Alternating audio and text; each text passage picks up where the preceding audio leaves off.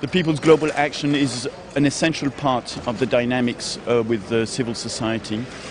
It enables many people to be able to discuss key elements linked to migration and development, and in also getting to ways of feeding into the civil society days and in the common space of the Global Forum on Migration and Development with governments.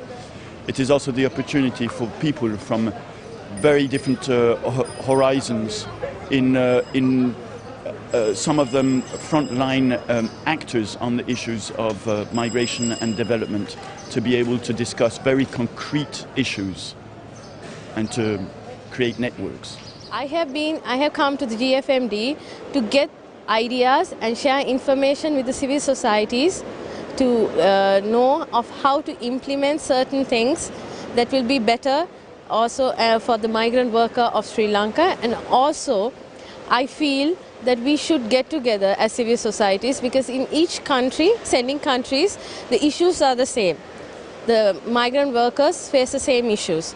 So maybe we can get together and voice our problems to the countries of destination, and maybe we can make a change so that migration will help both countries, both their economies and development. And I like to say that migrants are not criminals, they also not victims, but they help. Now I came here to argue, to lobby the voice of the migrants, and migrants are having the rights and they are not using properly. The sending government and the receiving government should take care of them for their welfare and everything. And the migrants are contributing a lot for the development. Migrants are, because of the remittances, the host country is also benefiting, and the sending country also benefiting. Nowadays the migrants are using as commodities, so the government should change their perspective. They should value for them. This is our objective. Thank you.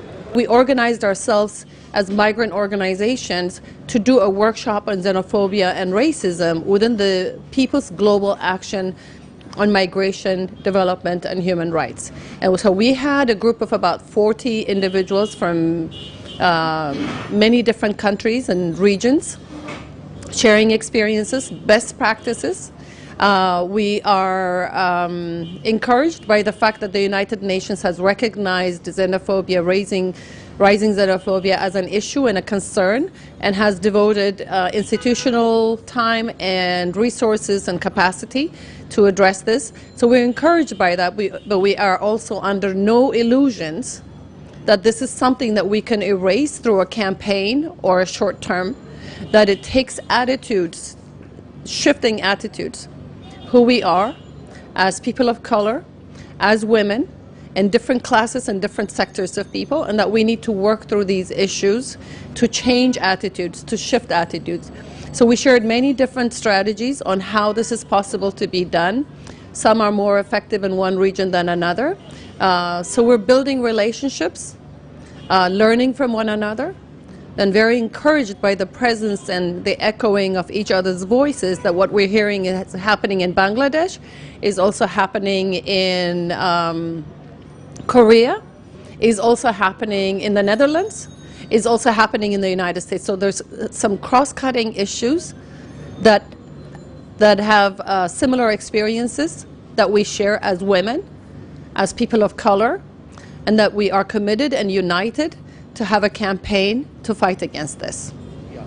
My organization is exclusively working for the pre-departure orientation and the awareness and capacity building training program for the potential migrant workers in Pakistan.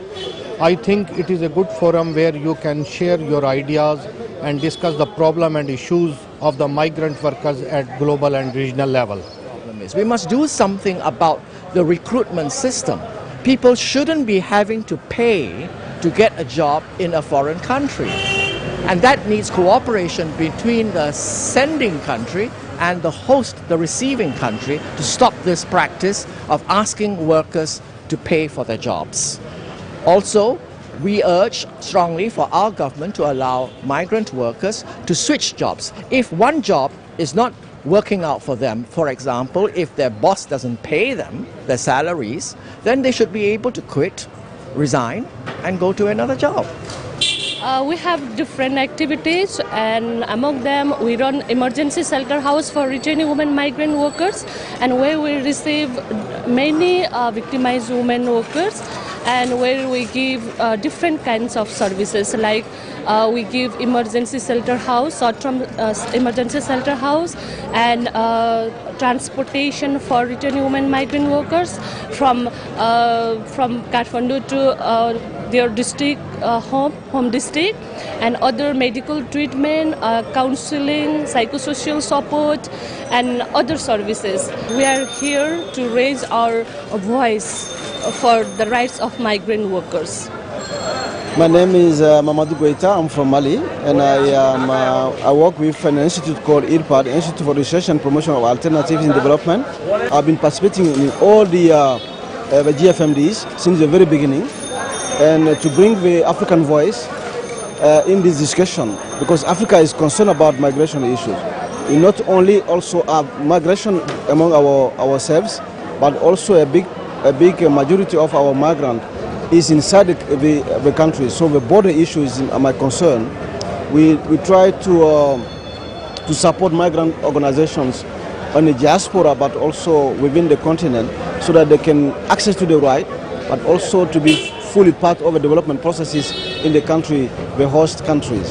So GFMD is a space for political dialogue, and PG especially, this is the part that we are doing now, is a people gathering just to try to strategize on different issues. So we have been discussing about discrimination and xenophobia, we have been discussing about labor issues, we have been discussing about governance issues and all this, just to have a sense of people's concern about this issue and then bring it to the government. And then I will be also talking to my government officials and in the voice as a Malian, but also talking to African Union delegations, because this is our concern as African, just to have our regional institutions, but also Pan-African institutions, understand more about the migration issues and integrate them in their policies. We work with a lot of sending country migrants in Malaysia, and we are here to see how we can advance the rights of migrant workers in Malaysia, and we want to see how the governments are going to implement the SDGs and how we can give our input. Another aspect is also for us to do networking with the other groups in the forum, so that we could protect the migrants better, returning migrants and also migrants in Malaysia as well. Today we have also initiated in Nigeria a network of civil society working on migration.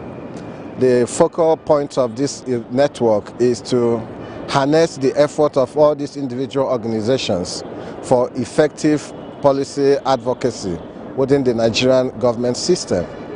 However, we think it is very important the Nigerians in diaspora, both organizations and individuals, key in with this network both at home and abroad, so that we can mobilize and gather together our own energies for the development of our country. And what we have seen that works is partnership. And so we want to see a partnership growing between these linkages of networks. The networks at home, networks at abroad. There are also various international networks of diasporas, which many Nigerians are part of.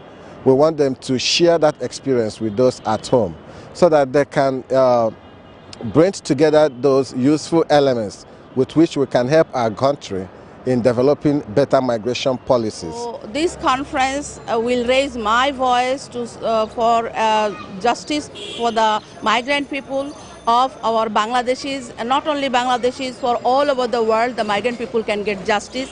And this is, for this I want to say one thing, that is, do justice for every human right, every people, every person, that whether it is migrant or not. So give them opportunity to work all over the world, and I respect them. That is my voice. Thank you. And I would like to focus and say, what is migration? Why do people move? What is the solution? that when they go where they are going to be able to access the services that they require, and much more so to contribute to that country that they have gone. Migration is a big issue, especially when we focus also on women. Women are the ones who are left with the babies. Women are the ones whose husbands are the ones they try to follow. And yet when they get there, they find they have problems. They are not able to live well. They are not able to address all the issues of labor, the issues of migration.